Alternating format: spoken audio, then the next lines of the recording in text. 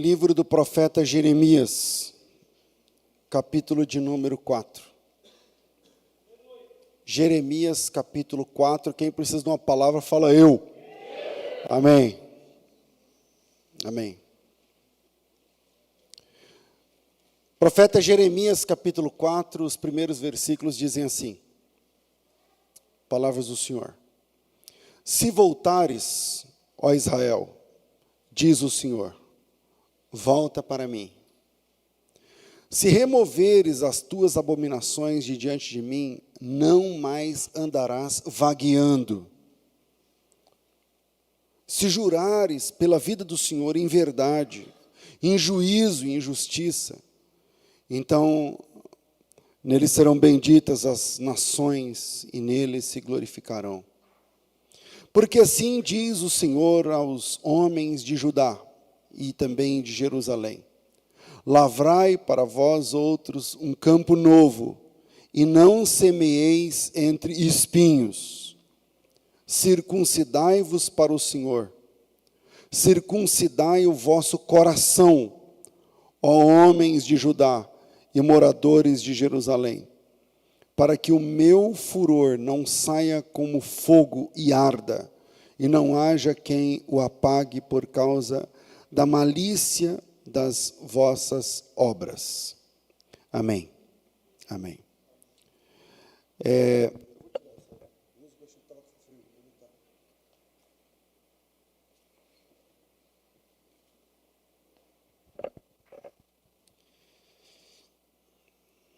O grande desafio da fé tem a ver com a sintonia das vontades, a sintonia entre as vontades. Vou tentar melhorar isso. Quando a vontade de Deus está sintonizada com a nossa vontade, servir a Deus, obedecer à palavra de Deus, obedecer os princípios de Deus, se torna uma bênção, uma alegria, uma satisfação. Mas quando a vontade de Deus não é a mesma que a sua, que a minha, então a obediência a você e a mim se torna um peso.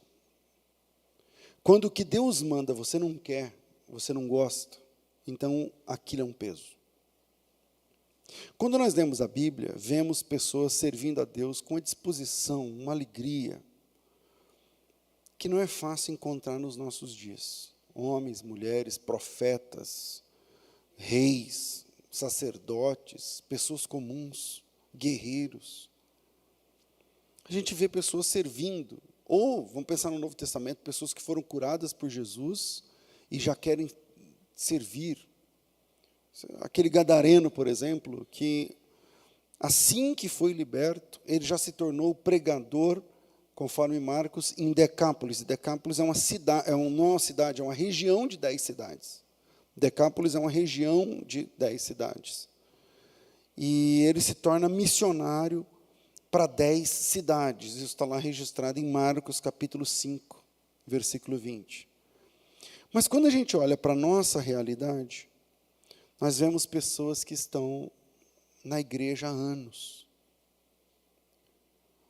e nunca pregaram em cidade nenhuma. Pessoas que estão na fé há muito tempo e nunca leram a Bíblia. Sequer o Novo Testamento. Sequer Mateus, que é o primeiro dos evangelhos. Ou Marcos, que é o mais curto deles. Por que algumas pessoas se tornam tão importantes para o reino de Deus e outras não?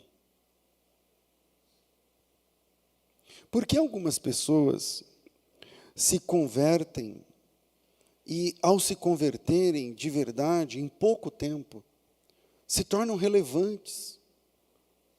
E outros arrastam anos a fio, lutando para se libertar de alguma coisa e não conseguem. É assim ou não é que a gente vê? Porque a rotina da fé de algumas pessoas é uma rotina de uma lista interminável de cai e levanta. Pessoa que você olha e fala, estou murcho. E aí no outro dia, estou expulsando demônio. E no outro dia, está murcho. E como tem sido, irmão, irmã, o teu histórico com Deus? As pessoas olham para alguém que está de pé e se interessam em saber quais são as estratégias. Como você faz? Agora nós estamos na época dos podcasts, então volta e meia, cada semana eu estou sendo convidado, vou para um podcast, aí chega lá, fica falando. Mas o que você faz? Como é que é? Não sei o quê.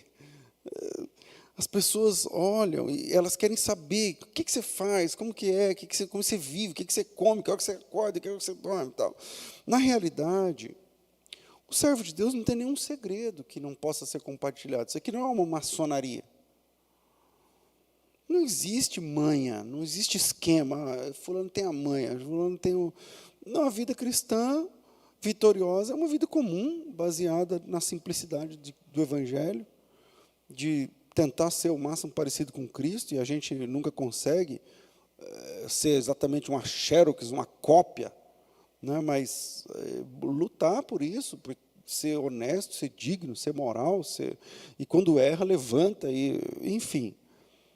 A didática de Deus na história é muito interessante. Ele inicia o relacionamento em nível pessoal com Adão. Ele começa o relacionamento em nível pessoal com Abrão. Caminha com uma pessoa. Depois evolui para um nível institucional com Moisés. Ele caminha com um povo. E no Evangelho, o relacionamento torna a ser em nível pessoal. Ele caminha com você. Ele fala com você. E esse sermão, essa mensagem, esse estudo bíblico que a gente está começando agora, que vai levar alguns minutos, pode fazer a diferença na tua vida, uma revolução no teu coração, ou pode ser mais um sermão que você ouve e fala, oh, legal, aprendi mais essa. O mais difícil nessa didática é o que eu estou chamando aqui de dinâmica das vontades, porque no Antigo Testamento, as ordens eram estáticas, faça isso e viverá. As realizações eram automáticas. No Novo Testamento, Deus não exige que você faça, Ele exige que você seja. E aí mora o desafio de servir a Cristo de verdade, porque será que a gente é de verdade? Será que somos? Porque fazer, a nossa igreja até carro para os outros dá e faz coisa, e vai agora mesmo vocês foram lá na missão, e a gente tira foto. Pô, legal. Mas será que nós estamos sendo? O que estamos fazendo? Dentro da nossa pouca força, estamos fazendo. Então, como tem sido difícil servir ao Senhor de verdade para algumas pessoas? Muitos irmãos congregam e, ao mesmo tempo, são escravos. São escravos de vícios, de pecados, de desvios que os afastam de Deus. Então, de um lado, você busca, e do outro, você se afasta. De um lado, você aquece, do outro, você assopra. No culto, você canta, mas quando termina, você destrói tudo aquilo que você construiu com a adoração, às vezes dentro do carro. Deus usou o profeta Jeremias para profetizar sobre essa situação. Ele diz assim, se você voltar, volta para mim. Versículo 1, se voltares, ó Israel, volta para mim. E se você remover as tuas abominações de diante de mim, você não andará mais vagueando. Essa é uma palavra interessante no hebraico, porque a ideia é do zigue-zague. Você não vai mais andar cambaleando na fé. E Deus usa o profeta Jeremias para profetizar sobre essa situação. Deus usou o profeta Jeremias para denunciar esta gangorra espiritual. Esse sobe e desce, gangorra, não é? Falei certo? Esse sobe e desce espiritual. E com base nessa profecia, podemos entender qual é a vontade de Deus para a gente. Como é possível alcançar essa vontade? Se voltares, ó Israel, volta para mim. E se tirares as tuas abominações diante de mim, não andarás mais vagueando. A palavra vaguear aí é a palavra hebraica nud. E essa palavra é o vaguear, é o titubear, sabe a onda do barco? Vai para lá, vem para cá, vai para lá, vem para cá. Então, eu queria deixar alguns pontos para a gente pensar. Primeiro, a fé saudável começa com uma limpeza radical. Eu não vou saber, mas se você der um Google, você vai achar. Mas, seguramente, na primeira metade do século XIX, eu estou falando 1820, 1830, 1828, um médico chamado Ignaz, se você quiser pesquisar, é com Z, o Ignaz. Ignaz Semmelweis. É um médico, você vai conhecer ele como o médico que criou o protocolo de lavar as mãos nos hospitais. Porque antes a febre como fala? Puerperal, que é a febre que dá na mãe assim que ela pare o filho. Então as mães iam lá, ganhavam o nenê, que era geralmente parto normal. Eu estou falando de 1800 e pouco. Não, eu estou falando de algo como 30 anos antes de Louis Pasteur. E por que essa informação é importante? Porque Louis Pasteur, que é o pai da pasteurização, ele é o cara que descobriu os germes. Então, antes de Louis Pasteur, não existia micróbios. Vocês entenderam? Lógico que existia, né? Ninguém sabia, não passaram avisando, no planeta, nesse planeta, ninguém sabia que existia uma vida microscópica real e que elas transmitem doenças e que enfim, eles conseguiam ver a hora que virava um negócio desse tamanho, aí tudo bem. Mas antes, não. Então, eu estou falando de um momento na história da medicina, eu sei que Louis Pasteur não é exatamente a medicina, mas antes de se descobrir os germes, por exemplo. E esse cara, Ignaz Semmelweis, ele que é o cara que ele começou a observar, ele era um médico no hospital de Viena, e ele começou a observar que a taxa de mortalidade das mães, das mulheres grávidas que iam lá para ganhar nenê, era gigantesca. Era gigantesca. Eu estou falando de... Eu não estou lendo, eu não sei, mas eu estou falando de, sei lá, 25%. Então, de 10 mulheres que vão ganhar nenê, de 100 mulheres, 25 morrem. Da tal da febre puerperal, que eles chamavam, que é o período logo após o parto. Mas por que elas estavam morrendo? Elas estavam com o que a gente chama hoje de infecção hospitalar.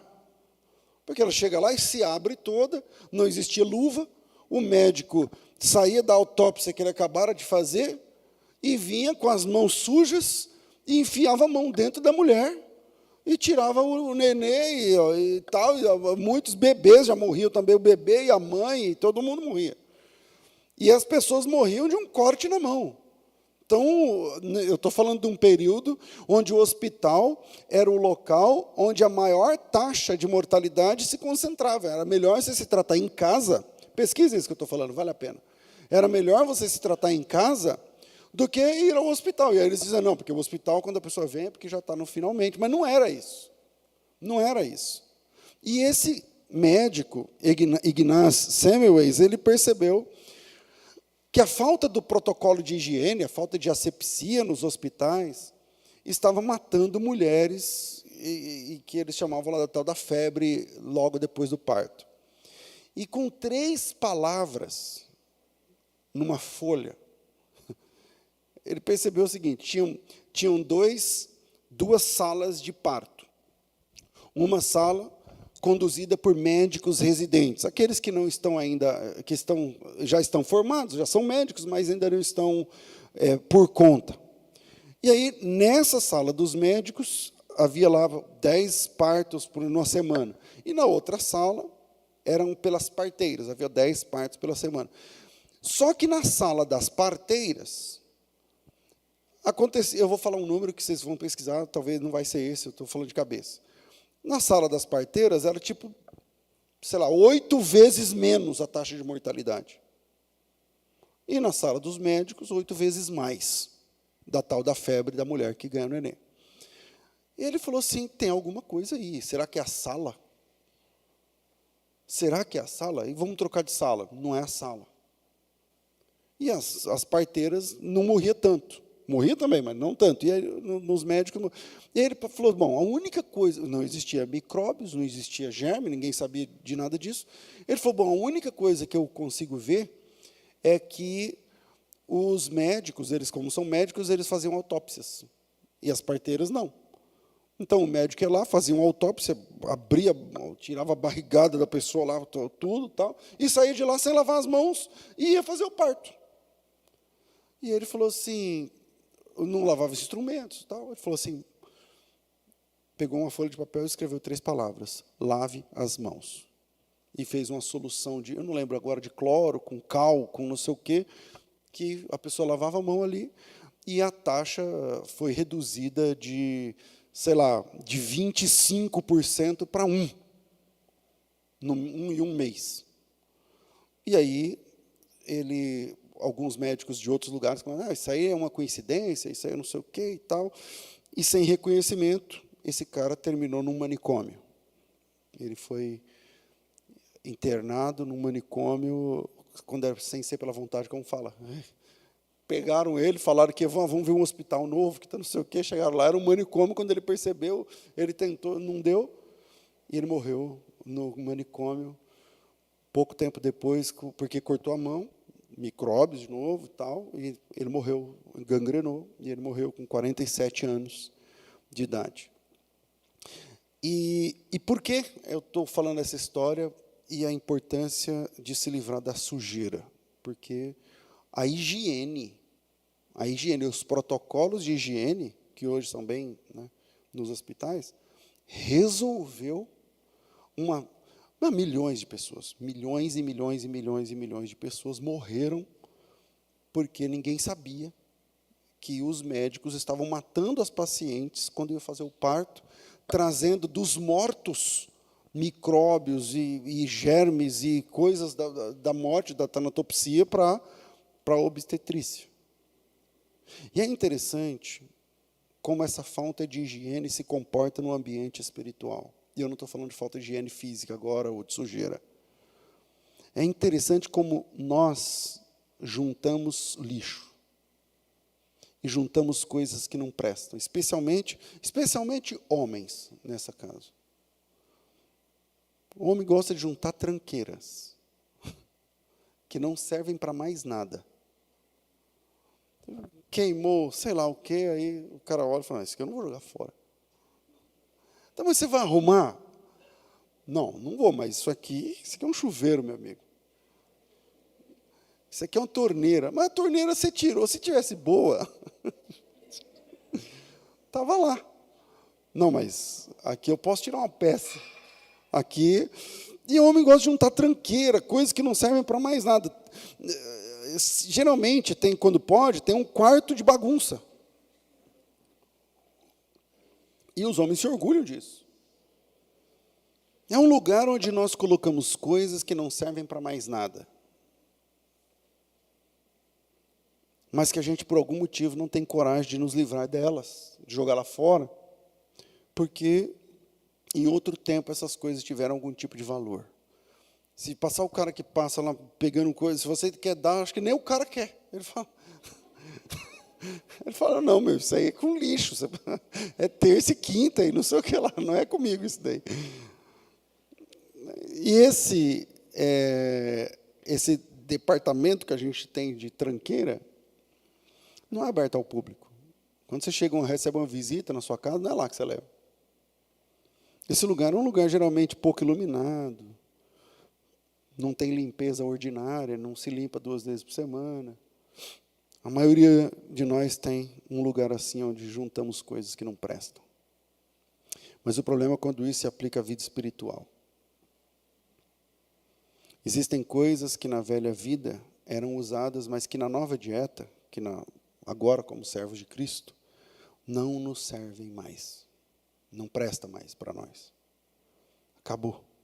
Mas, por alguma razão, as pessoas teimam e ainda conservam e guardam, e talvez até utilizam coisas que eram da outra vida, que passou pela velha vida e entrou na nova, e você colocou lá dentro, na bagunça, E essas tralhas são um empecilho para que a vida de Deus se manifeste na gente de verdade. Existem pessoas que vivem, vou usar o termo do Jeremias, vagueando na fé. Vaga, quando a Bíblia é traduzida para o português, né, essa palavra não é assim em hebraico, eu já falei a palavra hebraica, mas vagueando, vaga, essa palavra é emprestada vagueando é emprestada de vaga, e vaga é onda.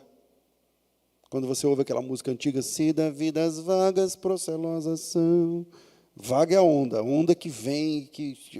Então, quando ele fala vive vagueando, se vaga é onda, ondas vêm e depois vão.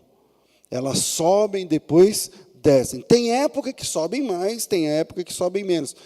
E essa é a metáfora que Deus, através do profeta Jeremias, falou para Israel nesse momento. Ele diz assim, se vocês se consertarem comigo e jogarem fora o lixo, vocês não andarão mais vagueando. O que é? Em cima, depois embaixo. Em cima, depois embaixo. Alto, depois embaixo. Longe, depois perto. E depende do quê? Depende da lua, depende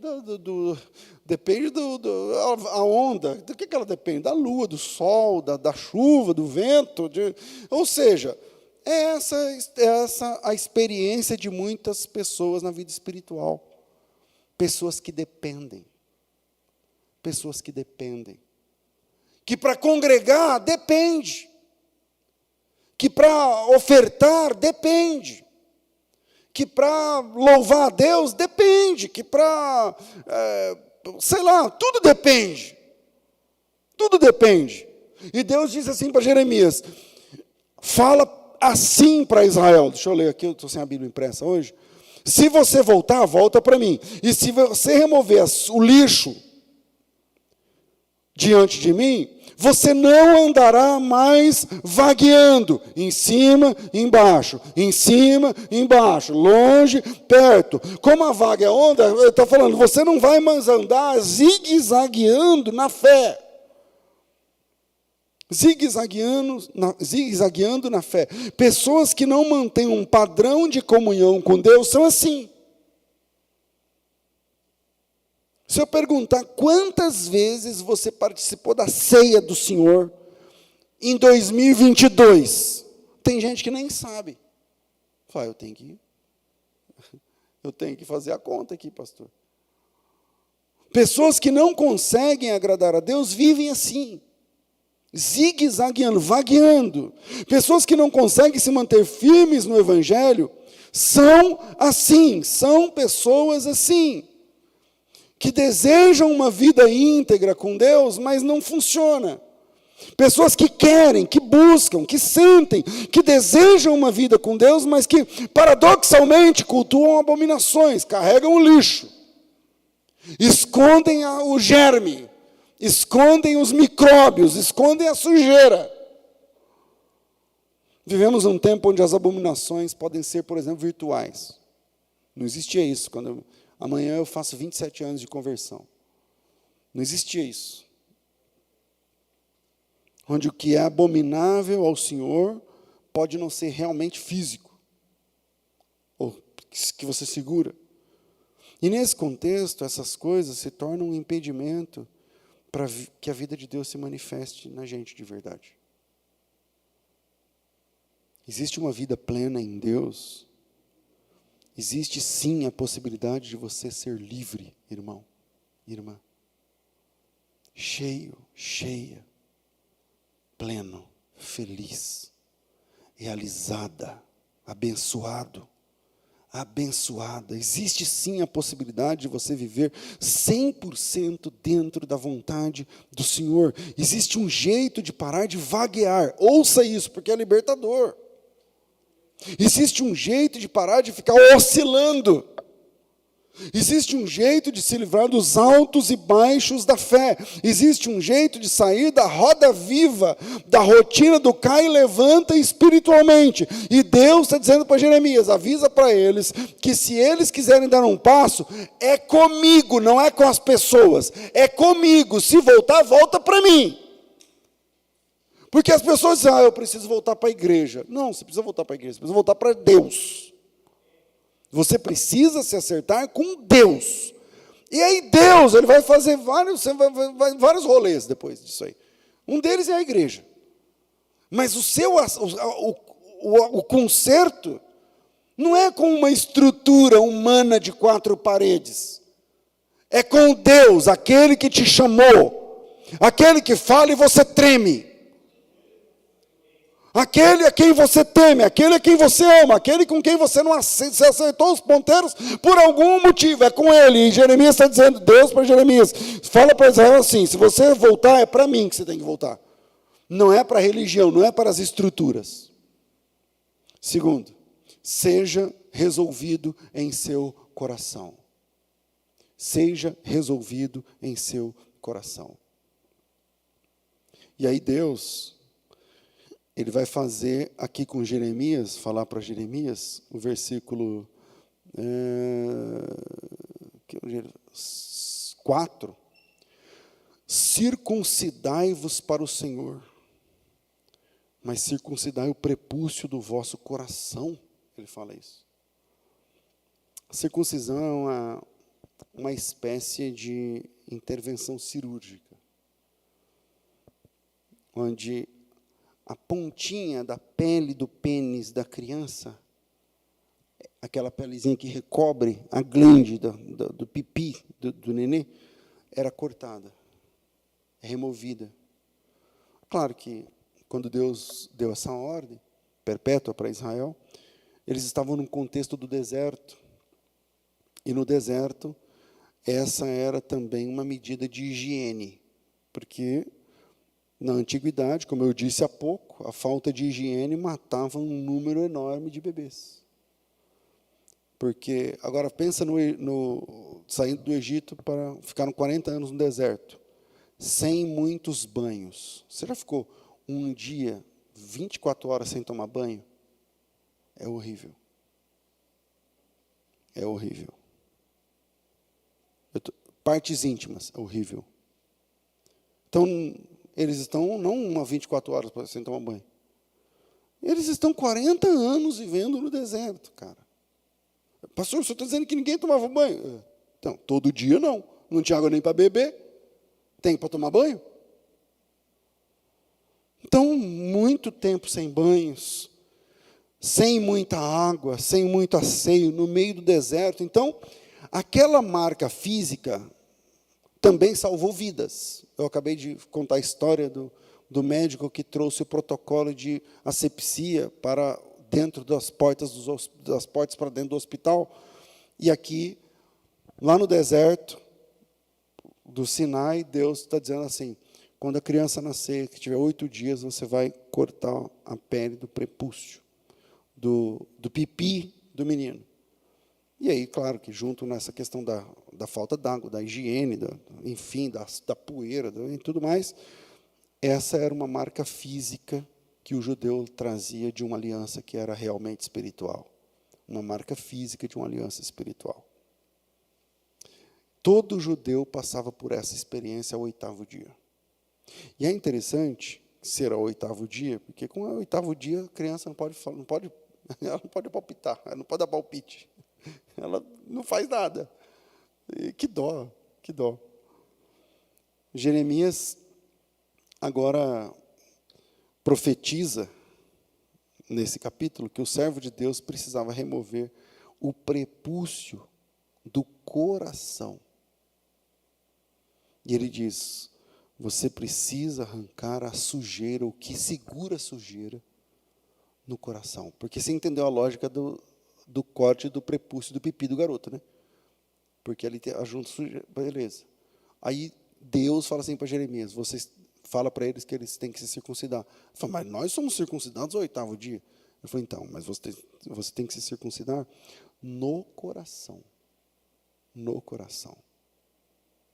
Ou seja, em outras palavras, você precisa arrancar o que segura a sujeira, não é do seu pênis, é do seu coração. Então, se você quer ter uma fé pura, arranque do seu coração a sujeira. Você quer ser uma bênção, quer pregar em 10 cidades igual o Gadareno, mas você não conversa com a tua mãe. Não, então você tem que circuncidar o teu coração, bicho. Você quer ser, o seu louvor quer atingir não sei o quê, mas você não conversa com a tua filha? E ele está dizendo assim, então, arranque do teu coração o que causa sujeira. Arranque de dentro de você o que não agrada a Deus. Porque muita gente quer servir a Deus, mas continuando com a sujeira. Alimentando a sujeira, guardando pecados, amontoando coisas. Alimentando situações que são a causa da frieza espiritual. Quer dizer, é um ciclo que não tem fim. Igual no Rei Leão. No Rei Leão, o ciclo sem fim não acaba. Não termina, porque de um lado você vem, não, agora eu vou jejuar, agora eu vou orar, agora eu vou cantar, agora eu vou tocar, agora eu vou pôr para derreter, agora eu vou expulsar demônio, deixa comigo. Mas, paradoxalmente, do outro lado, é sujeira atrás de sujeira, atrás de sujeira, atrás de sujeira, onde vai terminar? É morte. Porque de um lado você vem aqui, ora, adora, canta, oferta, louva, se ajoelha, bate palma, e por outro lado você continua guardando sujeira. Continua juntando o que não presta, continua mantendo pecados, continua e profetizando, porque se Deus é por nós, quem será contra nós? Mas e se Deus for contra nós? Aí acabou. Então, geralmente, quando a pessoa está nesse ciclo que eu estou chamando, sem fim, a próxima etapa é a terceirização da culpa. As igrejas de hoje em dia. Aí as igrejas de hoje em dia, os pastores de hoje em dia, as músicas de hoje em dia, as cadeiras de hoje em dia, os estacionamentos de hoje em dia das igrejas. Aí, quando acontece um escândalo, porque Jesus disse, conforme vai chegando o dia da vinda, mais escândalo vai acontecendo. Aí, conforme vai acontecendo, está vendo? Por isso que eu não sei o que lá, por isso, não sei o que. Aí nada presta, pastor não presta, igreja não presta, música não presta, louvor não presta, pregação não presta, pregador não presta, o horário está errado, esse pastor acha que eu sou o quê, e tal. Mas por quê? Isso é uma terceirização. Na verdade, o problema não é esse. Na verdade, o problema não é esse. Quando você vê uma pessoa toda que escamoteia quando o assunto é fé, não, porque comigo não é assim, porque tem pastor que não sei o quê, não, porque o Edir Macedo, não, e começa a falar o nome dos caras, e começa a falar umas viagens. Pode, sabe, o assunto não é esse. Não é isso que ele está falando. Ele está falando com a boca isso, mas ele está longe de Deus. Você está entendendo? E só é possível resolver o problema de verdade se você decide encarar de frente a situação. Deus disse assim, vocês não precisam, não é a circuncisão no pênis que resolve. É aqui, ó, é lá dentro. É ser. Terceiro.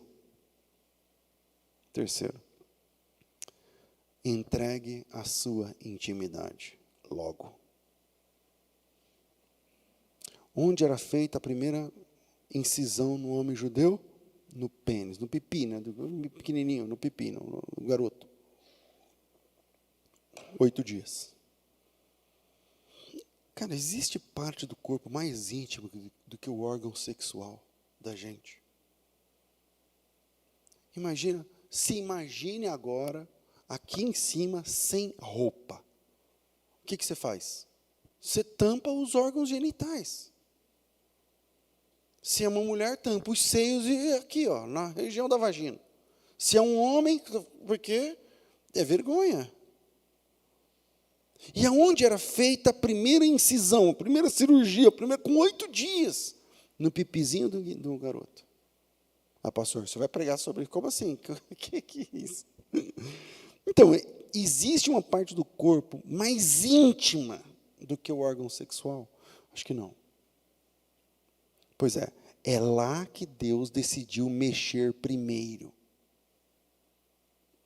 E o que isso quer dizer? Eu tenho uma proposta de entender isso de forma espiritual. É que se você quer ter sucesso na vida espiritual, eu estou falando espiritual. Se você quer ser um homem de Deus, mulher de Deus, se você quer ser uma pessoa cheia do Espírito Santo, sabe, se você quer sentir Deus de verdade, se você quer ser usada por Deus, usado por Deus, se você quer servir a Deus de consciência pura, se você quer viver a plenitude do que Deus tem para você, só tem um jeito. Deixando Ele mexer na sua intimidade. Naquilo que dá vergonha. Naquilo que ninguém sabe, que ninguém olha, que você esconde de todo mundo. Deixa Ele mexer no que dá mais vergonha. É o que Deus mandou trazer hoje aqui. Deixa que Ele arranque o que não presta, o que vai juntar sujeira. Vai doer.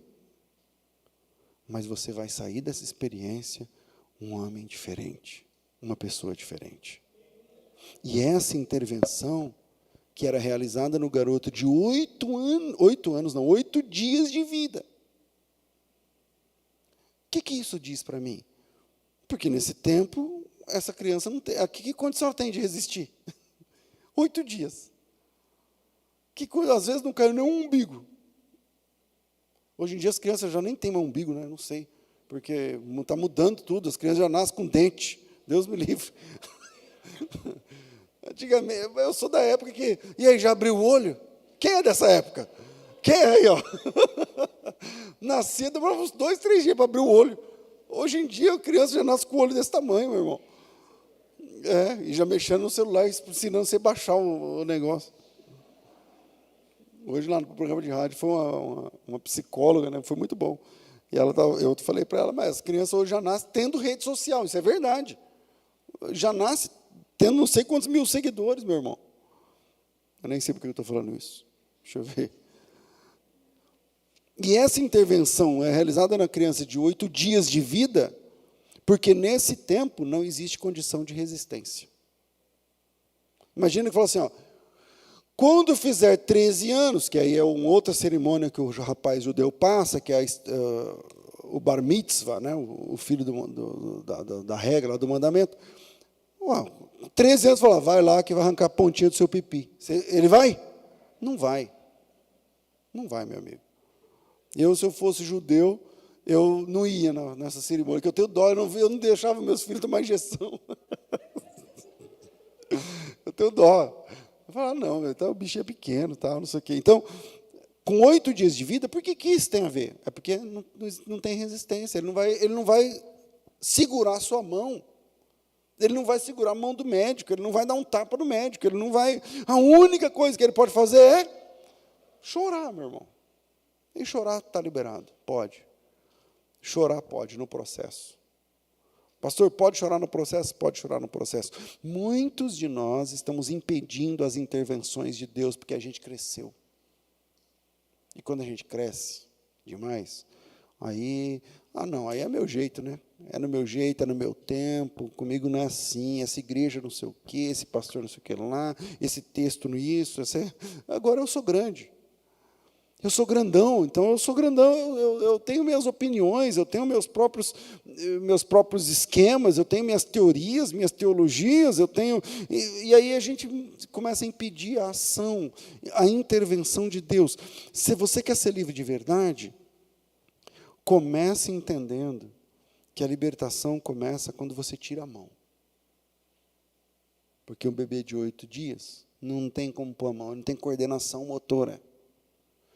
Então você tira a mão e se entrega totalmente para que a vontade de Deus seja feita na tua vida, começando pela tua intimidade. Quer ter uma vida plena em Deus? Baixa as mãos. Entregue todas as chaves. Fala, está aqui, ó. Seja passivo no processo da libertação. Obedeça sem questionamentos. Pastor, vai doer? Vai, lógico que vai. Acho que Deus mandou fazer com 8 dias, claro, por conta da asepsia lá do deserto, conforme eu falei, ok. Mas também porque depois a criança não lembra, né? Porque nenhum judeu lembra quando foi circuncidado. Você é circuncidado? Sou. Como você sabe? Meu pai me falou. É essa a informação que ele tem. Que com 8 dias, E esse é o ponto. Quem disse que Jesus é o Filho amado de Deus? O Pai que falou. Foi o Pai que falou. Quem disse, o que está escrito lá em Romanos, capítulo 8, versículo 18, que agora você é filho de Deus, o Espírito Santo está morando em você? É o Pai que falou. É o Pai que falou. Então, você quer ter uma vida plena? Baixa as mãos. Entrega tudo. Seja passivo. Obedeça sem questionar. Vai doer? Só que você não vai lembrar depois. Vai ser ruim? Vai, mas vai ser para cura. Vai mexer onde ninguém sabe. Vai mexer onde ninguém audita, vai. Deus vai pôr a mão onde é a sua situação mais íntima, vai. Ele vai agir, sei lá, ele vai agir onde ninguém nunca colocou a mão, ele vai exigir coisas que podem doer no começo, vai. Mas essa intervenção é uma libertação na tua vida espiritual para sempre. Entregue a intimidade. Comece na fé, assim, ó. Comece entregando tudo. Não só negue informações, entregue tudo. Porque é um tipo de vida muito infeliz. Você viver como livre, se apresentar como livre, e só você saber que você é um escravo. Ninguém sabe, mas você sabe. E aí Deus disse para Jeremias, Jeremias, eu preciso conversar com esse pessoal de Israel. Fala para eles que se eles voltarem, não é numa cerimônia lá do templo. Se eles voltarem, voltam para mim. É eu e eles. Não é a estrutura, é eu e eles, é pessoal. Se voltar, volta para mim. E se jogar fora o lixo, fala para eles que eles vão parar de andar vagueando no zigue-zague da fé. A hora está bem, uma benção, não sei o quê, o pastor conta comigo, não sei o quê, e no outro dia, murcho, um lixo. E aí ele diz, e o que falta para eles? Fala para eles que falta a circuncisão principal. O prepúcio do coração é que falta ser resolvido. Que Deus abençoe vocês em nome de Jesus.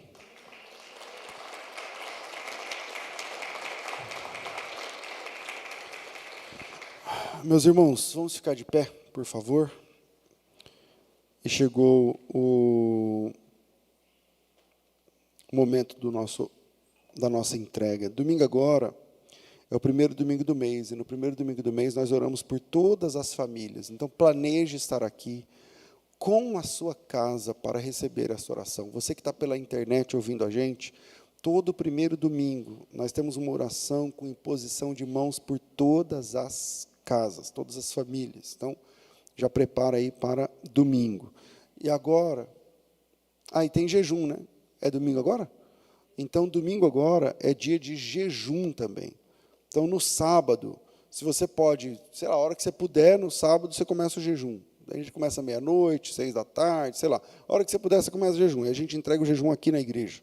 Então, domingo é dia de jejum, dia de consagração, dia de intercessão por todas as famílias. E agora, no momento do ofertório, a Bíblia diz que Deus dá semente a quem semeia e pão ao que come. E nós aprendemos na nossa comunidade que semente é para plantar e pão é para comer. Irmão, de verdade, pastor, eu separei R$10 aqui, mas só Deus sabe, é da conta de energia. Não, guarda os R$10.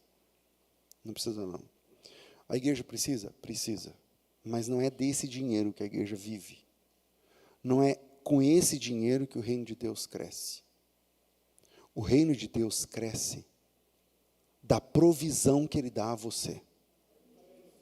Pegou essa ideia? É da provisão que Ele te dá.